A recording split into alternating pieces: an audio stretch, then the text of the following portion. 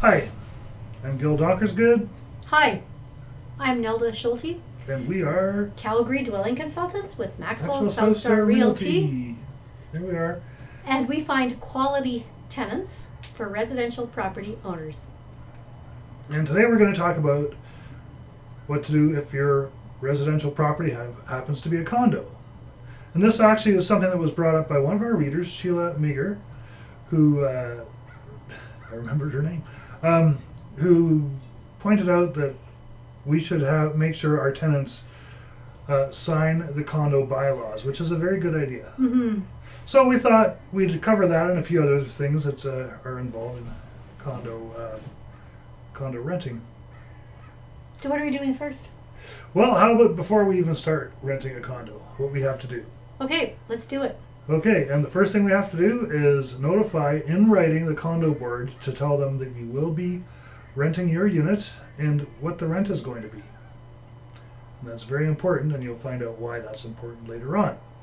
You also have to give them a way for them to contact you in case there's an urgent issue. So those 3 pieces of information have to be on the written document that you give to the condo board before the lease commences. So far, so good. So far, so good. And then the lease commences. And when the lease commences, you have 20 days to notify the condo board with the name of the person who has now taken over the unit. Because they need to know who's living in the building. Correct. Mm-hmm. Now, what I haven't mentioned, and maybe I should have mentioned earlier, is deposits. And this is why the condo board needs to know how much you're renting the property for, because that's how much they could charge you for a deposit. Although, not all of them do. Hmm? Some of them will say they charge a flat $1,000 fee or whatever, but yeah.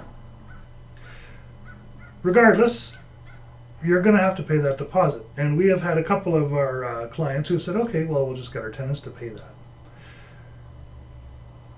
Why can't you charge them? Well, Tell them, Gil. you actually can, but you'd have to take that money out of the deposit that you're charging, because you cannot charge in deposits more than 1 month's rent. So you can charge the tenant the deposit, and then you pay the other deposit to the condo property, but you cannot. You can't charge them a double deposit. You cannot. No. So you can't say the rent is $1,600 a month, but you have to pay me $3,200. Doesn't work that way.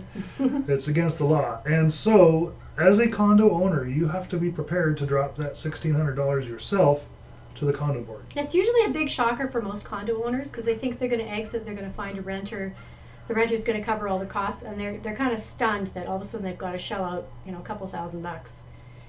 But it's the way it is. So, we've given our deposit, we've given them the name of the tenant, and now everybody lives happily until the end of the tenancy, hopefully. There's 2 ways a tenancy can end: the happy way and the unhappy way.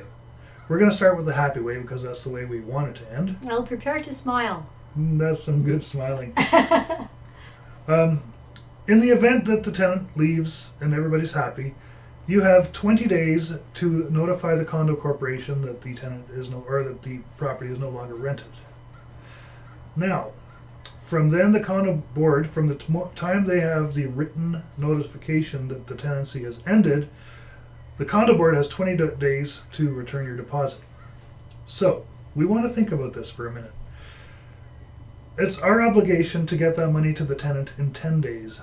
It's the condo corporation's obligation to get us the money in 40 days. So we want to do as much as we can to be ahead of things so that if we're going to get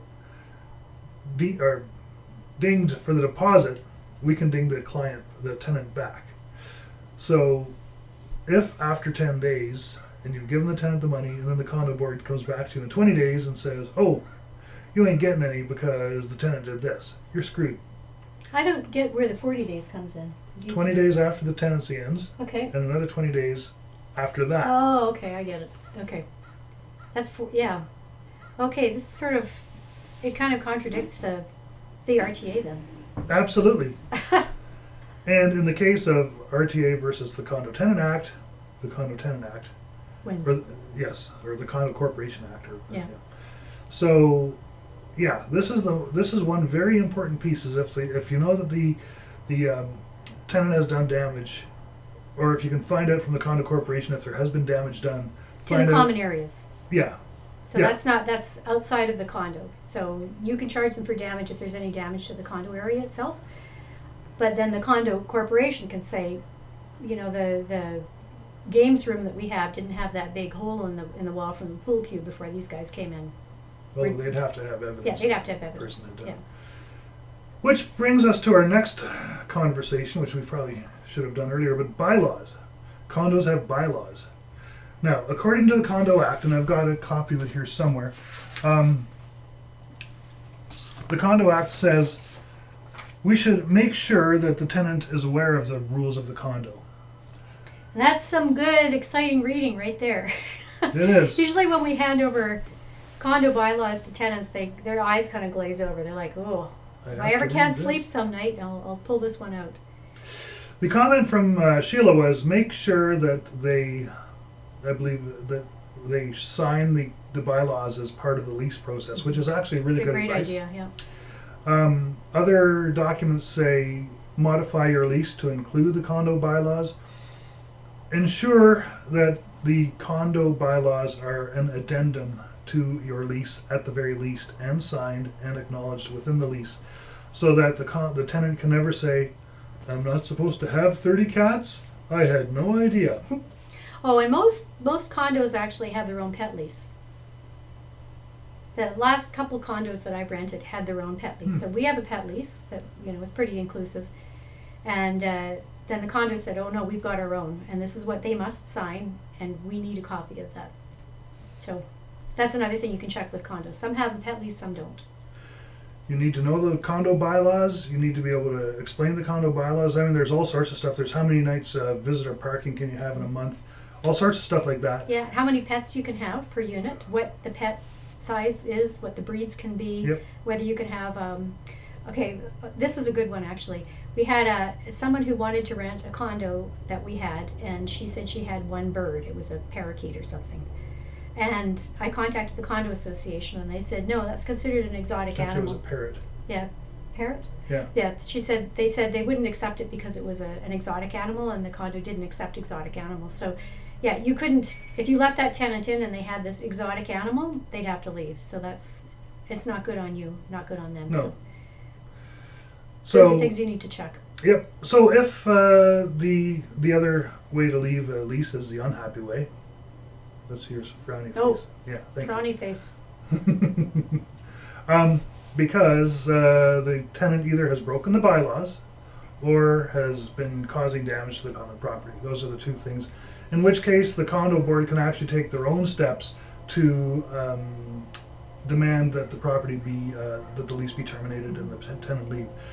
If the condo does that, the tenant has basically, if the condo does it, board does it on the 27th of March, for example, the tenant has to be out on the 30th of April. They have the full month plus whatever.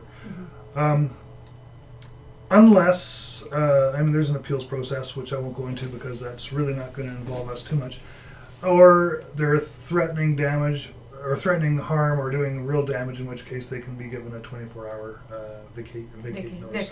Eviction notice, Eviction, yeah. When those eviction notices happen, when the demand to terminate a tenancy happens, a copy will go to the tenant and to the owner, which is why, again, they need to have the ability to contact you, the owner, if you're renting your property. Those are the rules of condo renting. Interesting, in BC, in BC there's rules that say only if the condo board desires, only a certain percentage of the property can be leased. But those laws don't exist in Alberta. But there can be laws around whether or not you can rent out your parking space, for example. So there are some things, and you have to know the condo bylaws well to know what exactly applies to you. Yeah, so it seems like a lot of stuff, but I guess the more you do it, the more familiar you get with it. And yeah, it's a lot easier to rent a house, actually. There's so much less paperwork involved. The other part of renting a condo, too, that we haven't mentioned is your fees. So you're going to have an elevator fee, You're going to have possibly a fee for putting the wrap around the elevator so you don't do damage. Yeah. There's quite a few other little costs that you got to be aware of. And a lot of those costs you'll pass on to the tenant. Yeah. But it's good if they're aware of them before they happen. Yeah. Yeah. All good to know. It's like its own little city within another city. With its own little. At least the set of legislation. Exactly. Yeah. Mhm. Okay, that's it. It's Friday night. I did have a very happy birthday last weekend because of Gil and because of my sister who pampered me. And any of you who have a birthday today, I hope you have a wonderful happy birthday. It looks like it's a beautiful weekend. Hey, it's my birthday in a couple months. I know that. Every year I trick Gil. And every year I fall for it. Every year he says, don't have a party or don't do anything for me. And I go, oh, okay, I won't do anything. And then I always trick him somehow. Like, I'm really tricky. I'll tell you that another time. Okay, have a great weekend, folks. I hope this was helpful. Like us if you like us, and tell your friends. And yeah, if you have any more questions, we're here to answer them. Yeah, and thank you for those that great question. And for That was a good one. Yeah. The other one that I'd like to get into is that Kensington condo that's been abandoned. And when I have time to research what actually happened, I will. But in the meantime, this is us for now. Yes, it's us for now. You can contact us if you have questions. You can also contact us through our website at www.calgarydwellingconsultants.com if you have a property that you want to rent and you want us to find you quality tenants, because that's what we do. Mm-hmm. Have a great weekend. Bye-bye.